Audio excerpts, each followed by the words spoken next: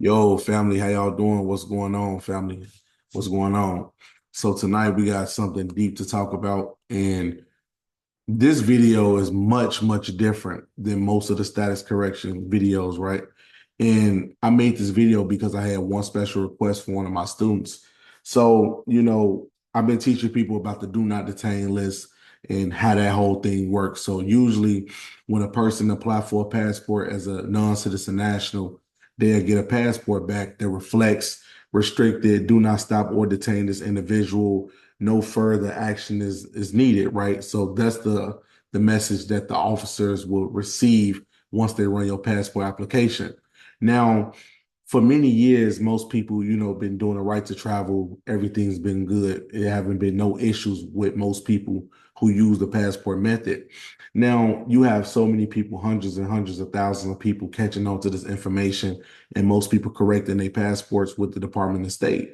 Now, since most people are passing it, since most people are getting this information and stuff like that, the police is finding more creative ways in order to write you citation, criminal citation, give you arrest, and etc. Right. So the whole name of the game, like I said before, it is jurisdiction, right? And most of the time, we operate in a jurisdiction either by verbal explaining to them like that we live in a jurisdiction, or we have some sort of contract within the state. So most people who went ahead and applied for the passport, of course, they use their real name, right? Now, this is where consciousness steps in, right? So most people, let's just say if your name was Tyrone Weekly. So if your name Tyrone Weekly, what the officers would do instead of just running your passport application, what they would do is they would run that first last name through the database. And with your date of birth, they will find like an old ID card or old driver's license, even if you surrender it, because they still have access to those contracts if you're still in your same state that you originally was born in, right? And so when they find those contracts, they usually write the criminal citations with those addresses and their ID number, right? And so most people will find themselves going through court cases still. So they're like, man, I thought I corrected my status. I follow all the steps. What's the real problem? Why am I still getting citations? And so for many years, I was telling people like, man, you want to cancel your contracts with the state, which it does work, but it's more of a foolproof method when you discover what exactly is going on. And so many people talked about it, but no one ever tried to document it in the sense of getting a government issue ID like that, right? So most people walk around with Morse nationality cards, and that's cool. They got one element that they changed their name, that's cool. But we're going to be talking about name change with the United States passport. So remember, the passport initially is not linked up to your social security number, neither is it linked up to any government issue ID. But that same name that you have, of course, that is 9 times out of 10 is the name that you have many contracts with, whether it be a state ID, whether it be your birth certificate, whether it be it links up to your social security number, that name ties you in. And so if you want to go off a native name, let's just say your name Malik L. Bay, right? But your real name is Tyrone Weekly, and you choose to do a name change, right? Now, many people have been trying to do name change, but they don't want to find themselves in a predicament that, dang, I don't want to go through the courts. I don't want to go through this, right?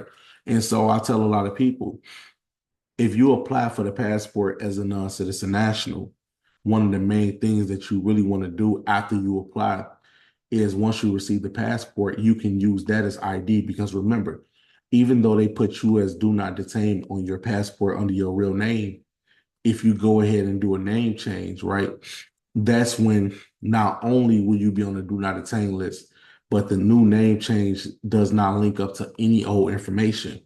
So let's just say if if you change your name and you was just let's just say roaming around and you got the passport on you, right? And your name Tyrone Weekly, but you change your name to L Bay and it's do not detain, like it says do not detain. When they search up that name L Bay, there's no one with that name or anywhere in the database, right? And so when it comes to jurisdiction, remember jurisdiction has to be established even before the arrest of any individual. Does not matter what they're being arrested for because they have to have jurisdiction over you, right? And so in this video, I'm going to be explaining to y'all. I'm going to share my screen in a minute. I'm going to be showing you guys what forms that you want to fill out if you want to do a name change. Now, I highly recommend this video for a lot of people who already corrected their status via passport, people who already know how to go about changing their status through the passport process, right? And so once you reach that level, congratulations, you are a national. But you might want to go further. You might say, hey, I don't want criminal citations. I don't want my car to be impounded. I don't want my vehicle to be, I don't want to be harassed by these people, right? And so in this video, I'm going to be showing you guys some forms and documentations to look out for if you want to go ahead and change your name, right? Whether you're a Moorish American, whether you're a Muslim, whatever you believe in, right? Whether you're Native American, if you choose to change your name just to stay away from these public officials, I understand totally, right? So let me go ahead and share my screen, right? Okay, boom, right? So it's three forms, right? So hold on one second, y'all.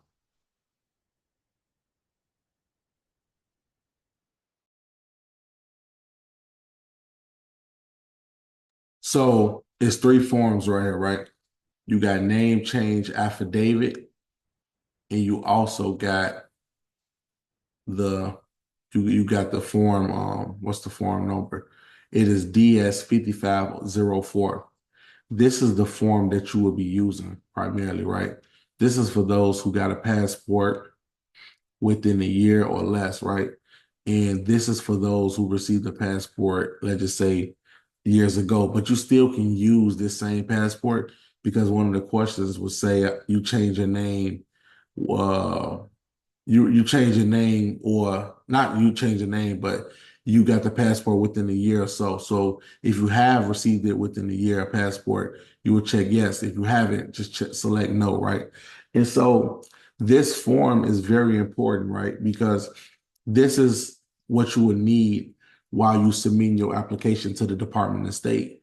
And so let's look through this form, right? So we're going to say the mailing date of application. So whatever date that you submit this application is going to be the date that you use. So it says, I have changed my name less than 1 year since my most recent U.S. passport book or card was issued, and my passport book or card is less than 1 years old. So let's just say if you change your name let's just say if you got the passport back in 2021, right? And you claim that you changed your name within 2022, that's not going to really make a difference. So even if you fill out an affidavit, I'm about to go right to that later. Even if you fill out an affidavit that this affidavit is for you change your name in 2022, it still stands, right? And so you're still going to check, select yes, right? Or even if it's no, just select no. And then you just scroll down because so now this stuff up here, you don't have to select anything. Your card wasn't printed incorrectly. It's not damaged. Just select no for these two. So you're gonna go down. You're gonna make sure you go all the way down. It's pretty much you applying again for a passport, but this time you're doing a name change, right? So a name change is going to be simple, the same process, right? So I went over in my last passport process where I teach you guys like how to go over it, right? So you're going to select US passport, book, card, or both. Now, most of the time, like I tell people, if you really want to be honest, right? I'm going to say the passport card because it comes faster.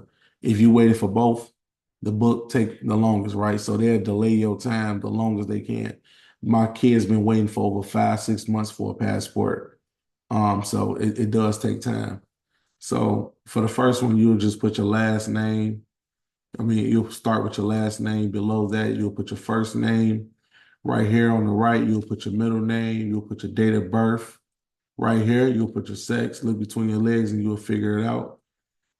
Place of birth, where you was born, you're gonna put your state, and then you're gonna put your city, you're gonna put your state, If it's too big, like if you live in Pennsylvania, Philadelphia, you're gonna just type in you're gonna type in Philadelphia, and Philly, you're just gonna use the initials of the state.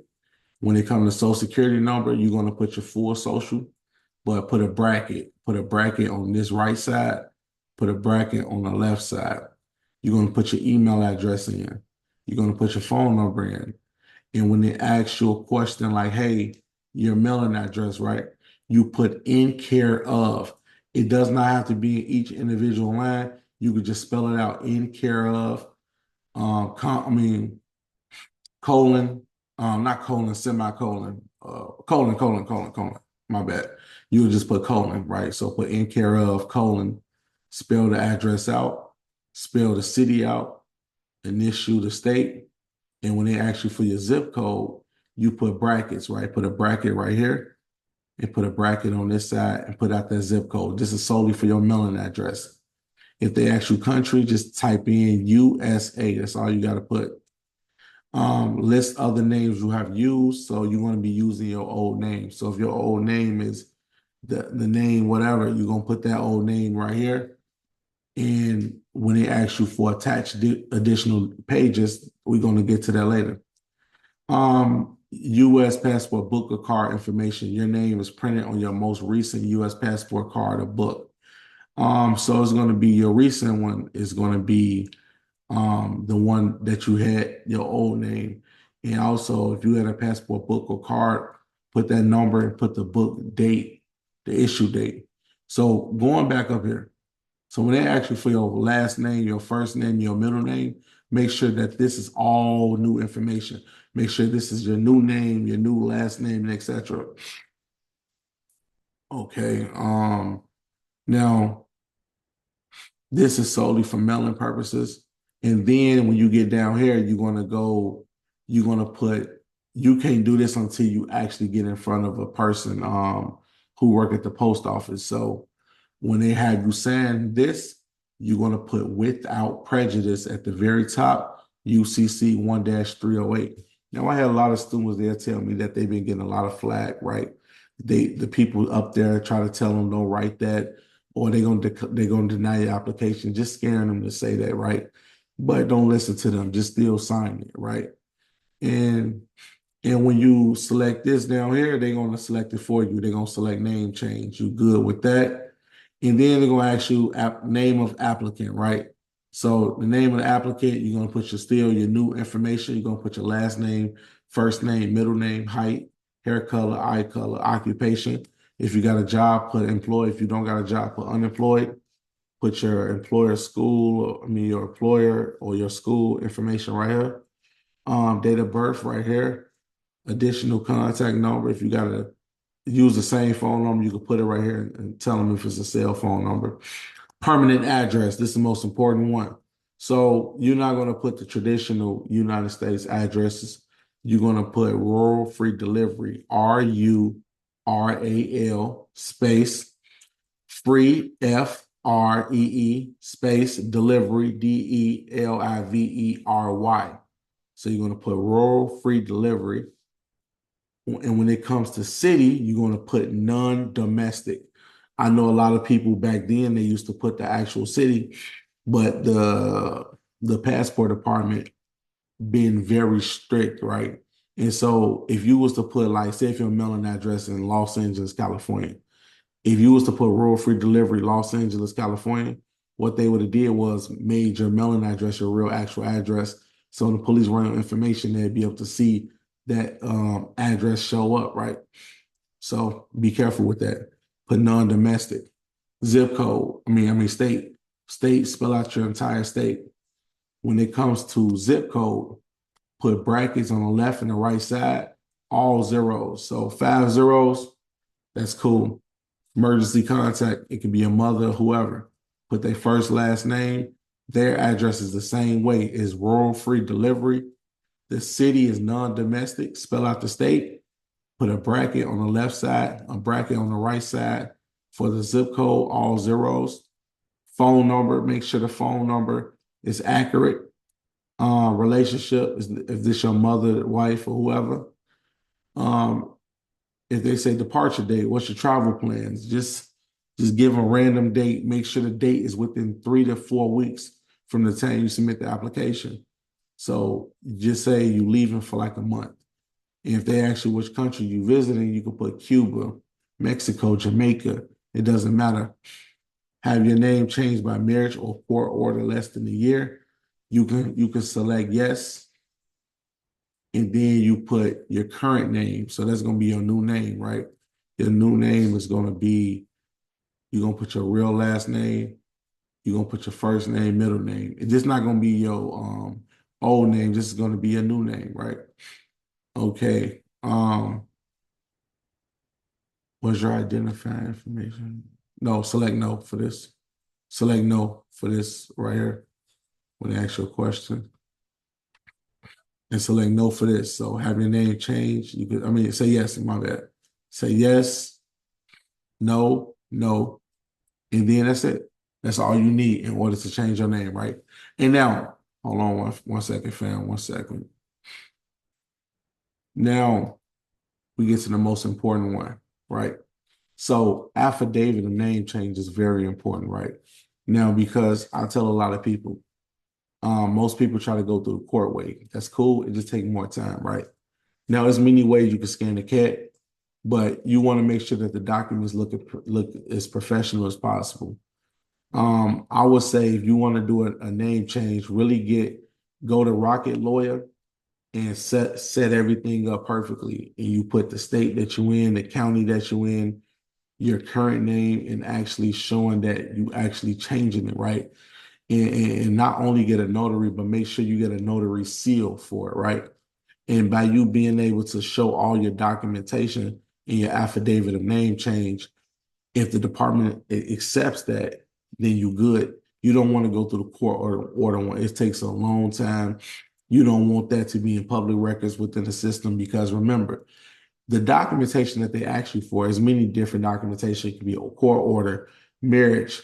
You went to a foreign country and got a name change. You got a name change for religious purposes. It's many different affidavits to do it, but you just want to use something that is good and accurate. You don't want to be sloppy when you try to do a name change. And if the documents is good and if it's sealed and if it's signed, everything is perfect. And then with that being said, you successfully change your name. Now, the process of actually getting all this information back can vary, right? You can be waiting 2, 3 weeks. You could be waiting a month. You get what I'm saying? But knowing that your name is going to be changed and you have no contracts under that name, you pretty much a brand new person. So if you went ahead and ever applied for a driver's license, there's no record of you. If you went ahead and applied for anything, there's no record of you. And on top of that, it's like starting over. So if you're a convicted felon, that would give you leeway to bear arms. Or if you're in a situation where you want to operate in the private and you don't want to worry about the IRS going after you or anything like that, you always operating in the private, and you really completely change your name entirely. And so I hope this video was very beneficial, family. I hope you guys learn from it. It's very deep because most people who got the do not detain list, all of their information is constantly being linked up because of those old contracts. And I'm sorry that this happened, but I hope this video was very good information that you guys can use. Um, with that being said, family, I'm out. Peace and love, y'all. Peace and love.